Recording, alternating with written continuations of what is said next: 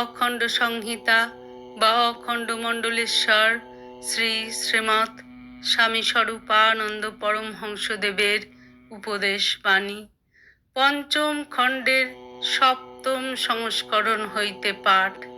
পৃষ্ঠা সংখ্যা 418 ও 419। লোকনাথ ব্রহ্মচারীর প্রভাব। পথিমধ্যে শ্রীযুক্ত গিরিশচন্দ্র শ্রী শ্রী বাবামণিকে বলিলেন যে জাহাপুরে একজন সাধক আছেন, তার নাম রামচন্দ্র ব্রহ্মচারী এবং তিনি বার্দির প্রসিদ্ধ লোকনাথ ব্রহ্মচারীর শিষ্য।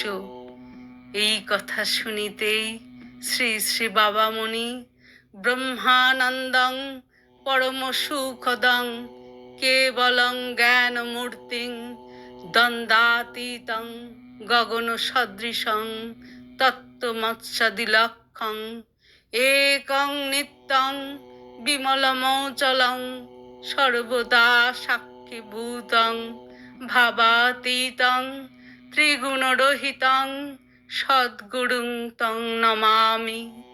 স্তোত্রটি সুর সহযোগে শত শতবার পাঠ করিতে লাগিলেন। পরে শ্রী শ্রী বাবামণি বলিলেন, জানো গিরিশ, লোকনাথ ব্রহ্মচারীর নাম শুনলেই কেন আমার মন সজাগ হয়ে ওঠে। বাল্যকালে দেখেছি আমার জেঠিমাতা রামকৃষ্ণ পরমহংসের আর আমার জননী লোকনাথ ব্রহ্মচারীর ছবির পাদমূলে দৈনিক পুষ্পাঞ্জলি দিতেন। অবশ্য তাঁরা এই রুচি সংগ্রহ করেছিলেন যথাক্রমে আমার জ্যাঠামশাই আর বাবার কাছ থেকে। রামকৃষ্ণকে নিয়ে আমার মনে কোনো ভাবনা হতো না বা তাঁর বিষয়ে কিছু জানবার কৌতূহল হতো না, কিন্তু অসুখে বিসুখে পড়লেই আমি ঠাকুর ঠাকুর বলে লোকনাথকে ডাকতাম এবং তাঁর মূর্তির ধ্যান করতাম। ধ্যান একটু জমে এলেই দেখতাম মাথা ধরাই বলো আর জ্বরই বলো সেরে গেছে।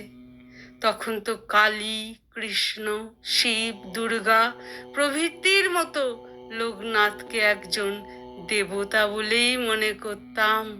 কিন্তু বড় যখন হলাম তখন জানলাম ইনি মানুষ, আমার মতো তোমার মতো মানুষ, তবে তপবলে পুরুষোত্তম হয়েছেন।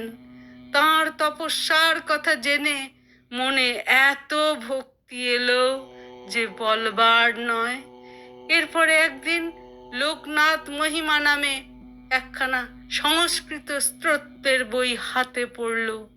তার প্রথমেই উদ্ধৃত করা আছে ব্রহ্মানন্দং পরম সুখদং।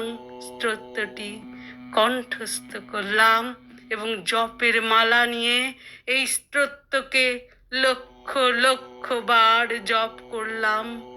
এই কথা বলিয়া শ্রী শ্রী বাবামণি পুনরপি বারংবার ব্রহ্মানন্দং পরম সুখদং ইত্যাদি স্তোত্রটিকে সুর সহযোগে আবৃত্তি করিতে লাগিলেন।